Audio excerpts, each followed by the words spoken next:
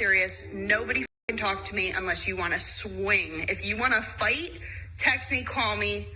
Don't test your gangster on me. A few moments later. My kids, because I don't have any of my own.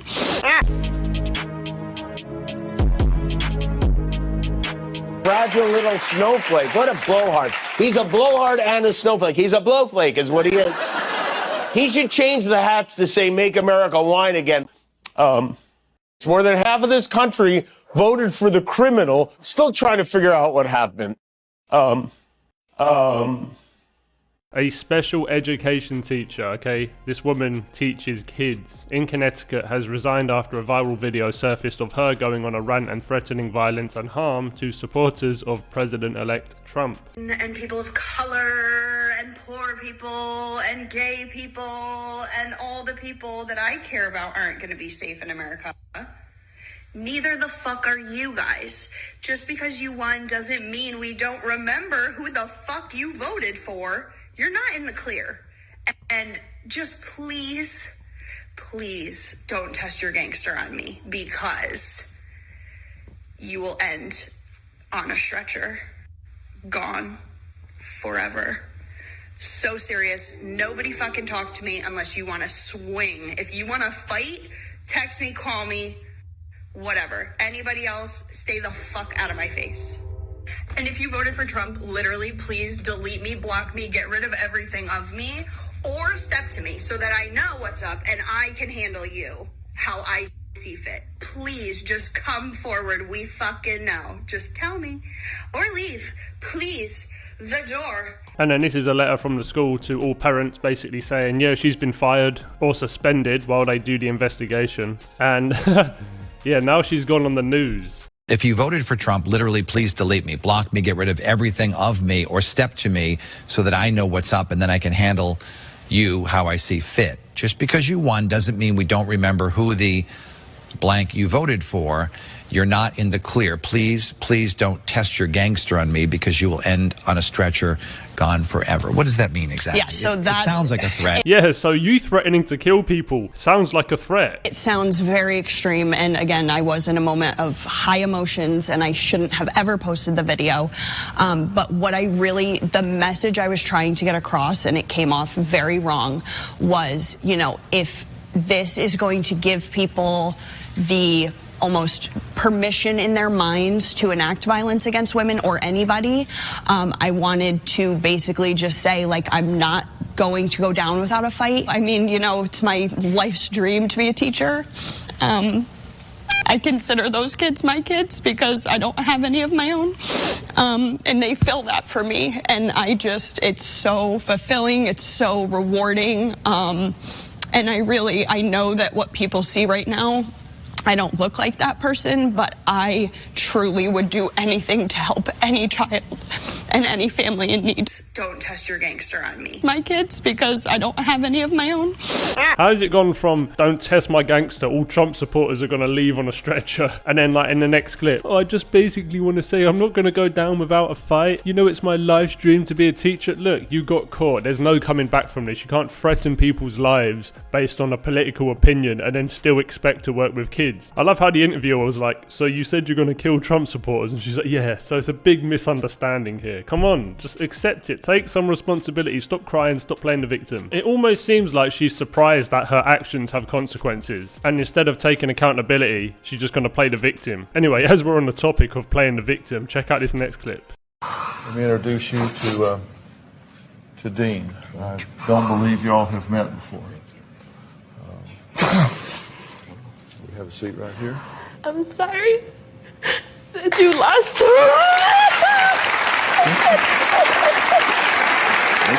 I'm sorry. I didn't mean to hurt you.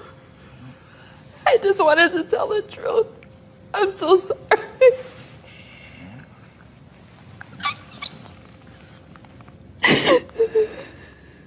Yeah, I hate you had to go through something like that. I hate now that you have children, that your kids have to go through something like that. And I hope and pray each day that you can get closure. And this day, I accept your apologies.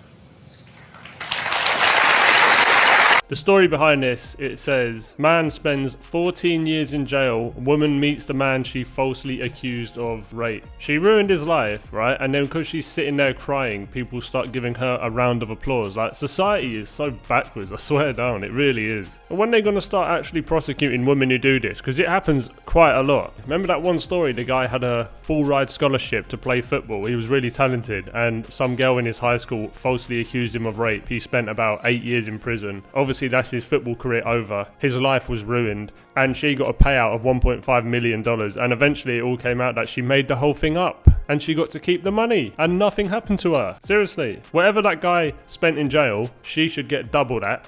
To all the men out there who think they're cute by saying your body, my choice, just understand that there's plenty of us that take protecting the freedoms of our sisters, mothers, daughters, wives, girlfriends, the women in our life, very seriously. You guys aren't the only ones that are gonna keep that on them. So go ahead, fuck around and find out. Ha! Gay! Ah, incroyable celle-là. C'est formidable. Avec le... Ils sont beaux. La piscine, en fait, c'est vraiment...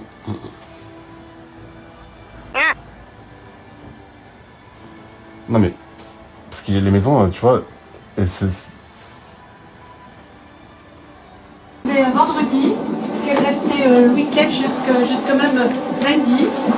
Et ensuite, bon, on va passer quelques jours ensemble. I just got fired from my job for being sick. I got hired on March 7th. Somehow I got sick during my interview and I brought home a virus. Told them I wasn't going to be there. I finally get my training done and I'm in the classroom. And I get a stomach bug. This is like a week and a half after I got over the cold. At this point, I'm pissing out my ass. So I told them I can't come to work. I'm on the toilet. After the stomach bug, I caught a head cold. And I mean, these were like back to back to back. There was literally a couple of days in between each of these sicknesses. I have a head cold now and I have a fever. Can't go to work. In between all of this, me getting sick, I had 2 court hearings that I had to be there for. That should have been excused. I finally get over the head cold and I get a fucking chest cold, which I have right now. So then on Tuesday, I called out because I had a fever. I was really fucking sick. I get called to go to fucking HR's office and she fucking terminates me for my attendance. What would happen if every boy on Earth disappeared?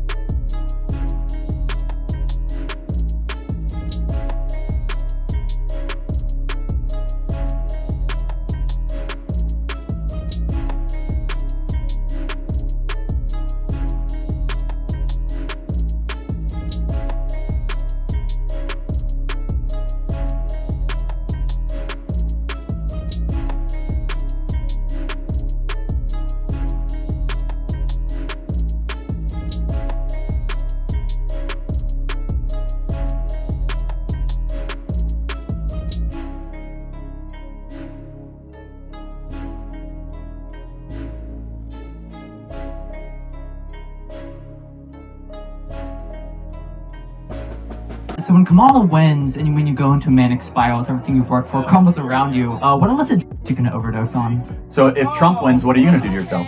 I don't know, probably move to the Netherlands. I don't want to deal with him. Can you answer the question though? Snowflake? I hope that Answer the question, Snowflake. I hope Trump wins. Kamala might win. Answer the question, Let me tell you what happens. coward. So let me tell you what happens. If Kamala Harris wins, which she might, unlike you, I will not flee my country. I will go back to work the next day. And I am dedicating my life right now to make sure that doesn't happen. To register voters and to chase ballots and to rally the next generation. So unlike you, I'm a participant. And you might be right, Kamala might win. It might be too much. But I'll be able to look my daughter and my son in the eye and say I did everything I possibly could to make sure that this country remained free and prosperous for you guys. And that I gave it all on the line. But Good luck with that, buddy. Kamala sweep! Kamala sweep!